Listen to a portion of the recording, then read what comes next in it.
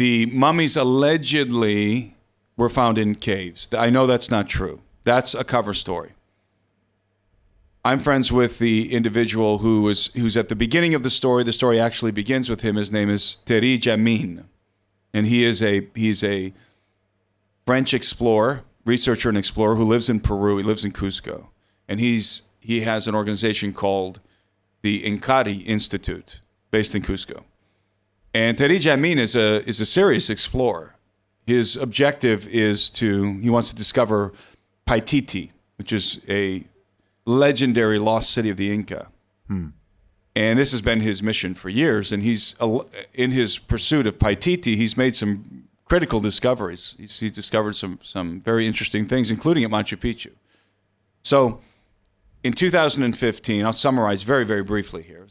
As I said, it's a very convoluted saga. It's going to be difficult to summarize, but I'll give it the old college try. In 2015, mummies were discovered by some of them. The initial ones were discovered by a group of huaqueros. Huaqueros are grave robbers in Peru, in the general vicinity of the Nazca lines.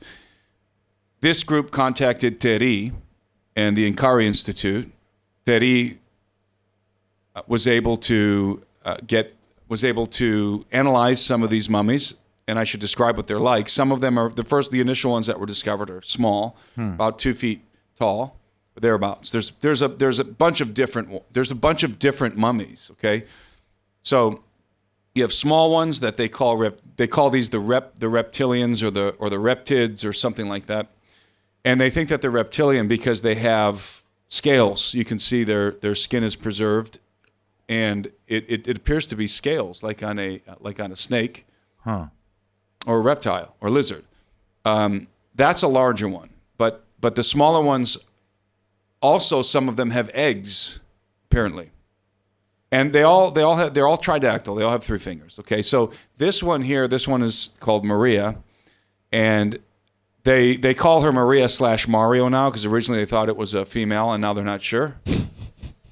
So, sign of the times. So,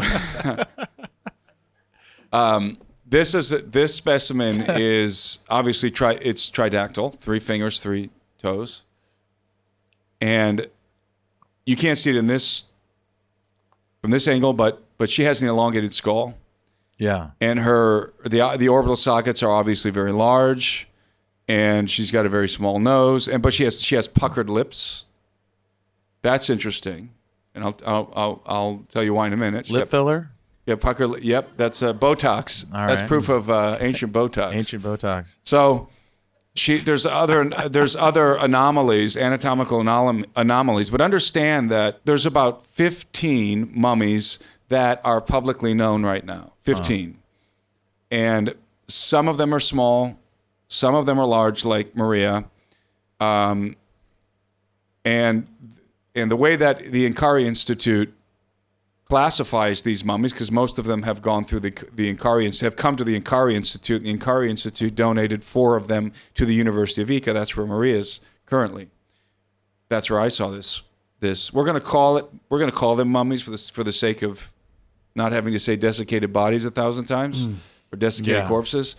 That's where I saw Maria, was at the University of Ica, and they have some smaller specimens there too.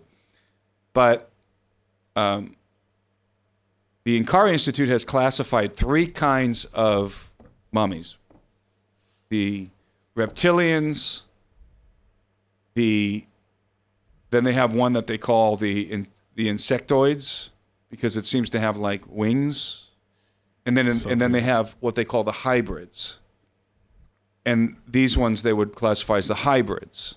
So what they think. This is all very complex. It's very difficult to truncate all of this information. What they think is that the small ones were hybridized with human beings. There's a picture of the small one. Small ones are hybridized with human beings, and it produced the larger ones, like Maria. Now, I don't think that myself. I'm not persuaded that that's true. So, looks very familiar. Steven Spielberg. You know what else turned white when he got sick? Well, no, it's even more familiar than that. Remember the movie? What was the movie where they? E.T. No. There's another one by Spielberg. Oh. Does anyone know what it was called? What? Close Encounters? I think, and they look just like that, right? So, Remember he I'll gets cut to the chase here because this is going to take forever to get through. I don't think that the small ones were ever living, breathing creatures. I think those might be ancient artifacts, maybe. They could be hoaxes, but if they're real, in the sense that, and they are biological, by the way, there's been testing done on these things, extensive tests, scientific tests, including by teams from the United States.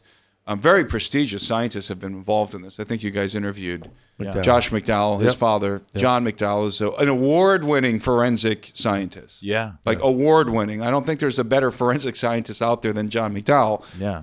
And he's been... Yeah, he showed us the fingerprints on these things. These things have fingerprints that go horizontally. So there's all kinds of things, but I got to complete my thought here. So there's so much information. There's so much information about these things that I just want to go all over the place. But what I want to say is I think that the little ones are, at best case scenario, are effigies or dolls made as facsimiles of the larger ones. In other words, they were found in the tombs. Maybe they had ritualistic purposes with the larger ones and were created as facsimiles. I don't personally believe the little ones were ever alive. And it was interesting when I came home. I formulated that opinion in Peru looking at them. And when I came home, I was kind of delighted to find that Dr. John McDowell actually came to the same conclusion. Him and his team never investigated the small ones. They only had access to the large ones.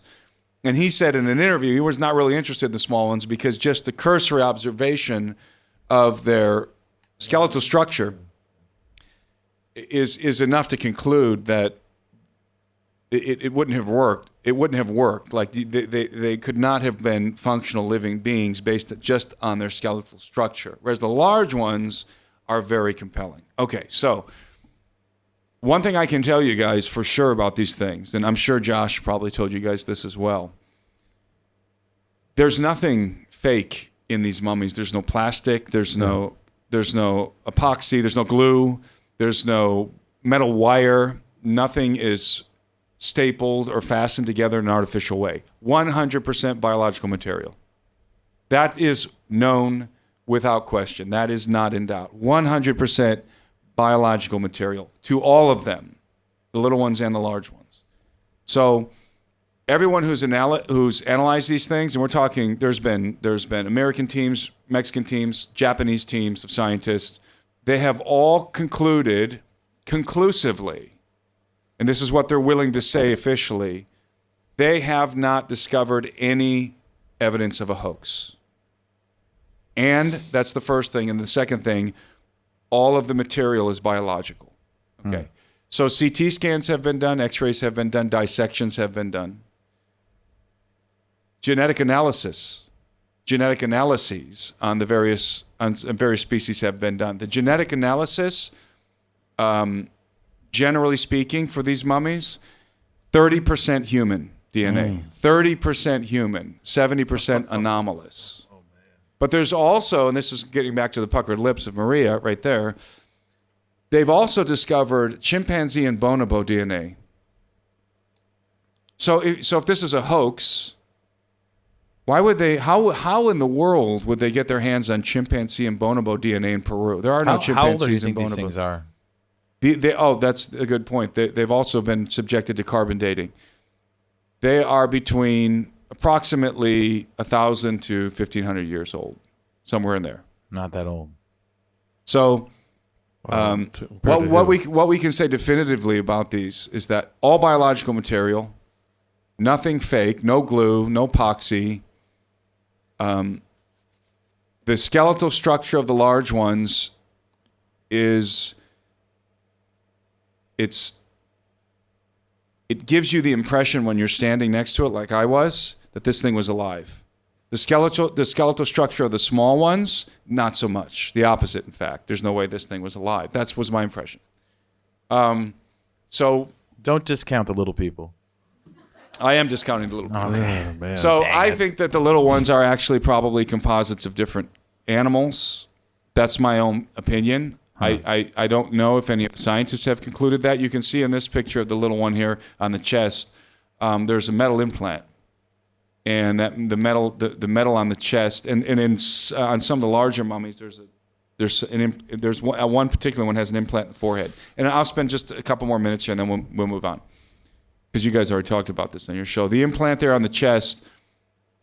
There's a couple things about these implants that Dr. Roger Zuniga wanted really to emphasize to me. Number one, the bone and the flesh apparently have grown over the implant in all of the cases of implants.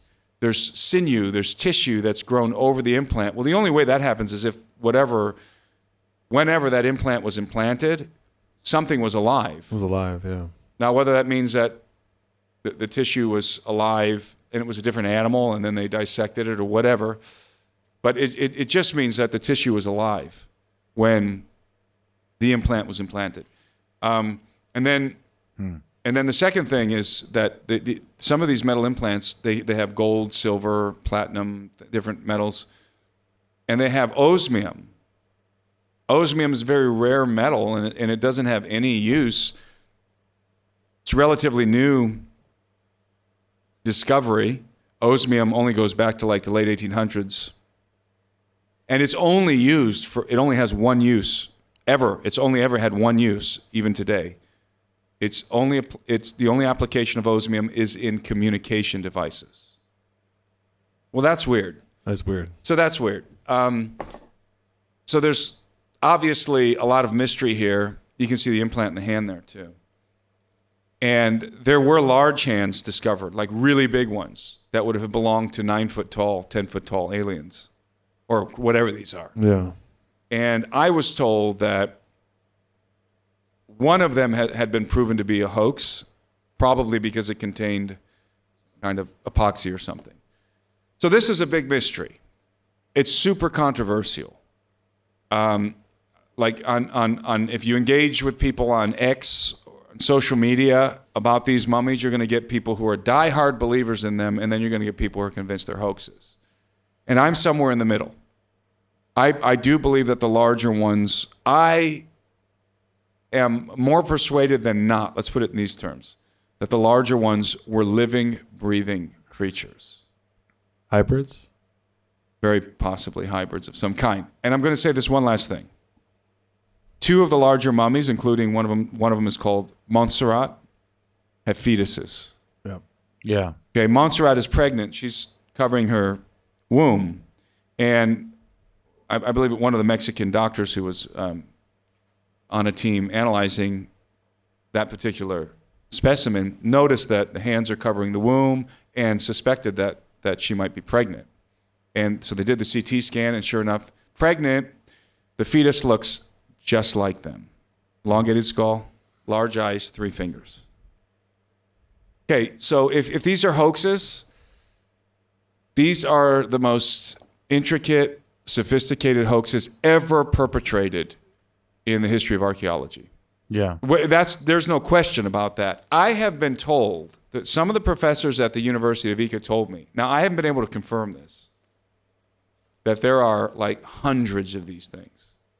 Not just the 15 that are known or 16 that are known. Yeah. There's actually like 150. That's what they told me. And I couldn't believe it. I'm still not sure I do. But well, Josh told us, I remember in our interview, that there are probably an untold amount also in private collections that they really can't account for. That's the problem, is they've been in the black market. Yeah. And they've been Maria. I heard, rumor is that Maria was on the black market for $1 million. So you have that's a problem, because somebody has obviously financial incentive here. Right. Big time. I mean, if you're a Waquero living in Peru, you can make $1 million making a fake mummy. You'll spend day and night for 10 years to make that mummy if it means you're going to get $1 million at the end of the day. No matter how difficult you'll figure out how to do it in as convincing way as possible. So the fetus is interesting too, Tim, because then you're not looking at body modification either, right? You're having in theory you're having like a natural species. Yeah. But you're talking about a third world country. How can you? It's not easy to pull off a hoax like that. It's not easy, although they do it all the time in Mexico and Peru. They hoax artifacts, and usually it has to do with aliens because of Ancient Aliens. Ancient Aliens, the TV show, is the motivating factor here. It's created a market for this kind of artifacts. So you have to be really cautious. That's why Well, there's always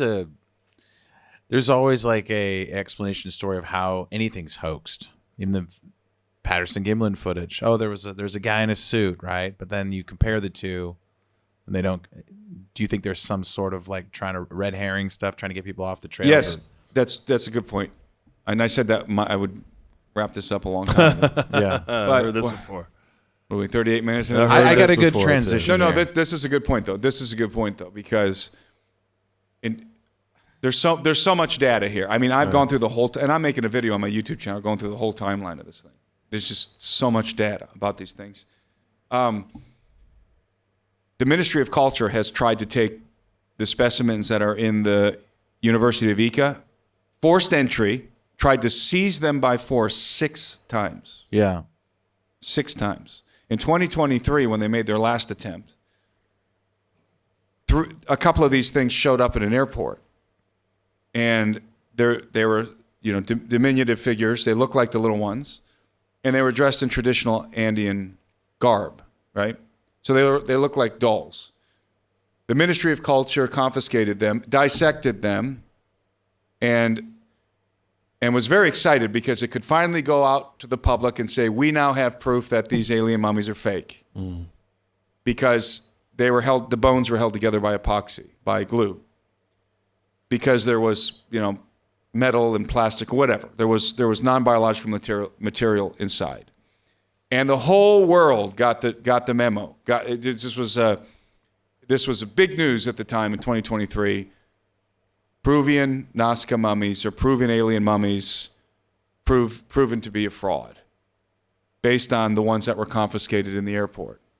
But what these news organizations didn't report is that the individual who was attempting to send via DHL the mummies to Mexico admitted immediately that these were facsimiles, that these were just copies of the ones that had become famous, and he was just selling models.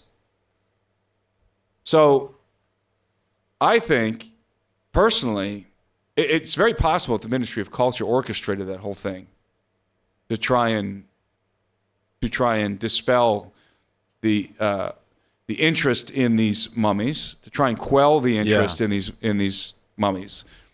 But certainly those mummies, because if you go type this in on Google right now, that's what you're going to get. Alien mummies proven fake, Peru alien mummies proved to be fraud or whatever, because of that incident. Yeah. But the guy who made the mummies already confessed that. And that story always sticks way harder. That's right. Than the one that's like, these are real. And I guess my transition question from all this is, why Peru? Why is it always like in that part of the world? I thought you were going to have a better one. Like, be like, so if we go from Maria to Mario, let's transition to this other thing in Peru. That would have been a good one. Yeah. That doesn't really do well on YouTube. YouTube flags that video really quickly. But, we went there, and you're going down there looking for megaliths. I mean, it seems all connected, right? Like, there's just a bunch of bizarre stuff in that part of the world. Peru is the most mysterious place on planet Earth. I'm convinced of it. I mean, that's why I'm always there. There's always something new to investigate. And I don't know why. It just is. And every time I go back down there, there's some new weird thing going on. And I'm being contacted by somebody to come look at something. And it's I don't know why that is, because it's not Ecuador and it's not Bolivia, right, and it's not Brazil, although Brazil has a lot of interesting things. It's always Peru, and I don't know what to make of that.